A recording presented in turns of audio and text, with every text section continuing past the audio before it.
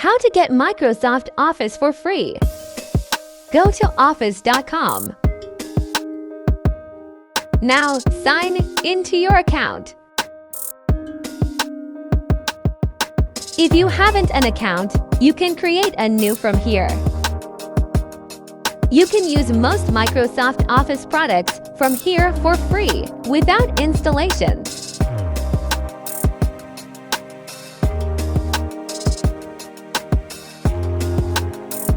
And also you have 5 GB free storage.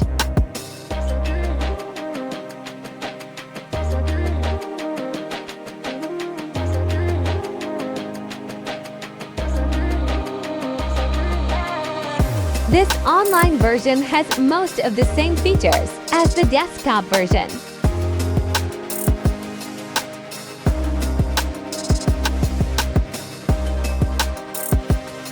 Thanks for watching. Subscribe for more videos.